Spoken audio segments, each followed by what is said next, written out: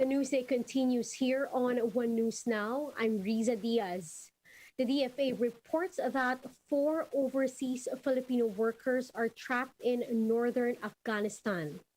The 4 OFWs are employees of a British security firm who are mostly dog handlers.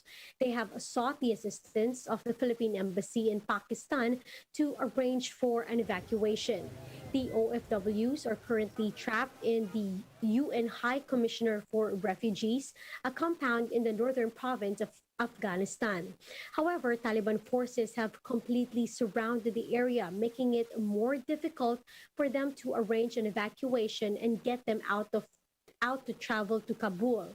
Now, so far, 16 of 24 Filipino workers have expressed their need to leave, while 8 chose to stay and continue working in their respective companies.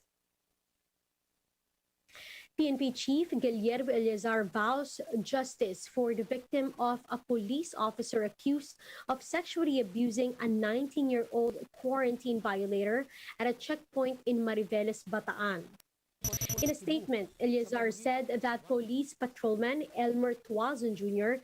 is now placed under restrictive custody and ordered to respond to the allegation against him.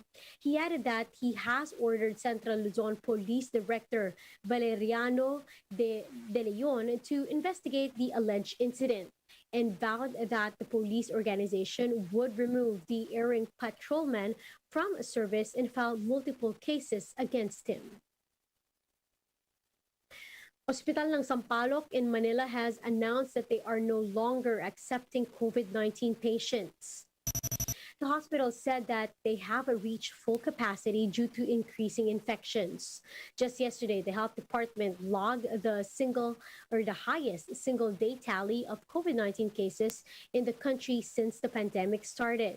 There is no information yet on when they will start accepting COVID patients again. The hospital reminds the public to take the necessary public health measures to help curb the spread of COVID-19. As pork prices continue to go down alongside low demand, vegetables and rice are getting more expensive in markets due to low supply. Shaila Francisco with the details. While pork prices are dropping, some vegetables are getting more expensive. In fact, prices of some vegetable products are even higher than those of pork and chicken. Based on the Agriculture Department's monitoring, prices of carrots, chayote, red onion, and imported garlic went up by 10 to 60 pesos. Sili or chili pepper is now 300 pesos a kilo, more than double its price last week. No supply and demand kasi pag tag-ulan wala masyadong harvest niyan eh. The good news is some highland vegetables like cabbage, Baguio beans, and pechay Baguio are now cheaper by 10 to 50 pesos. Lowland vegetables such as ampalaya, sitaw, and eggplant meanwhile are down by 20 to 30 pesos. But retailers and consumers still find these vegetables expensive. Hinahati na lang po ma'am namin. Yung isang repolyo ma'am, hinahati namin sa dalawa para kinabukasan pwede pa po yung kalahati. Nag-a-adjust na lang po kami sa gulay. Nahihirapan po yung mga customer namin, hindi makabili yung iba.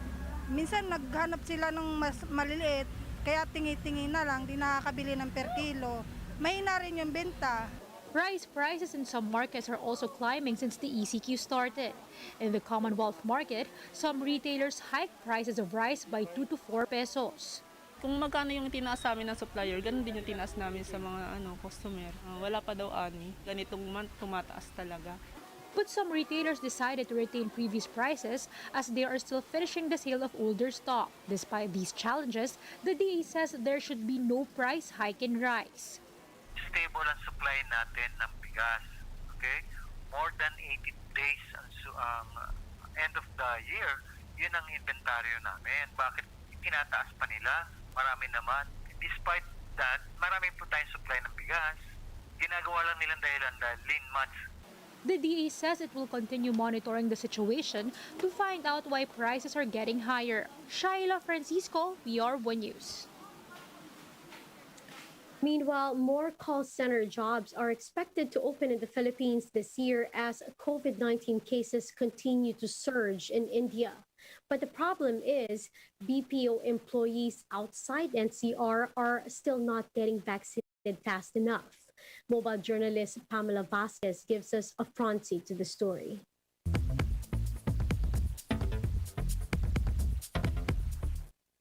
Vaccinate all the call center workers now. That's what some local government units and industry groups are calling for. In Taytay, Rizal, Mayor Jorik Gacula says most of their recent COVID-19 cases are employees of business process outsourcing or BPO firms that are based in Manila, many of them between 20 to 45 years old. Medyo tumaas yung sector na yan dahil nga sila yung everyday nagko-commute, nagtatrabaho sa Metro Manila na exposed sa COVID-19 infection. The country's call center industry is the second largest in the world and employs more than 1.2 million people. They're considered an essential industry and allowed by the government to keep operating even during ECQ. And because of the surge in India, more companies are expected to move here. We closed 2020 with 23,000 more jobs. Some of the companies abroad have shifted their operations and possibly 50,000 additional jobs and probably 180,000 additional jobs in the next 2 years. Salvador says one of the other things attracting talent to the industry is the work-from-home scheme. Call centers registered in PEZA eco zones have been given until next year to continue this arrangement. Our clients have seen that there are other benefits to working from home. Increased productivity, providing job opportunities beyond Metro Manila. The group says in future, most companies will likely employ a hybrid setup, wherein a portion of the staff will continue working from home, while others have to go to the office. I'm Pamela Vasquez and we are One News.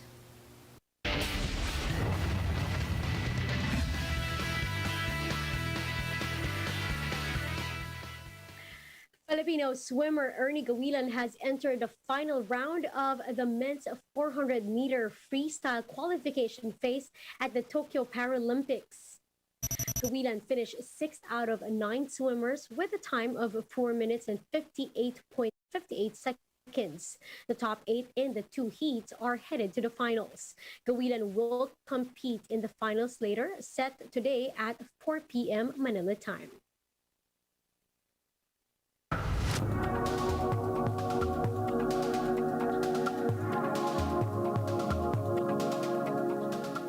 The Delta variant surge all over the world has worsened the bottlenecks in global supply chains. But how exactly did this happen? The details on this Bloomberg explains this.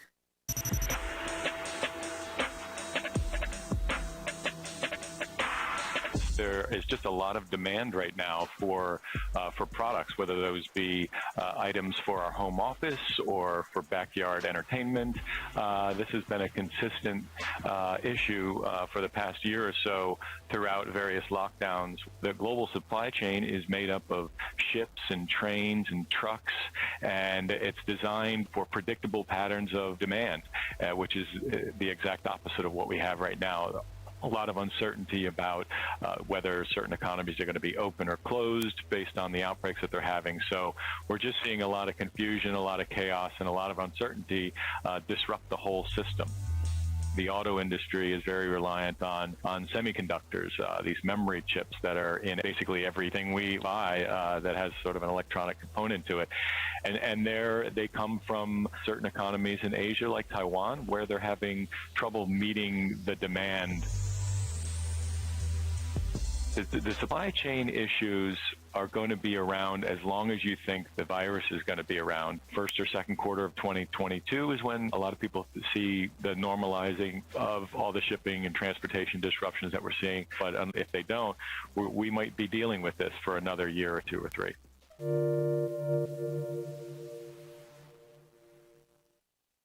And those are the top stories of the hour. Join us later again at 2:15 in the afternoon as we continue to monitor today's biggest stories. You can also catch One News on Signal Play app. Register for a free account now at www.signalplay.com and stream One News live anytime, anywhere. I'm Riza Diaz. Mask on, wash hands, and stay safe, Philippines. We are One News.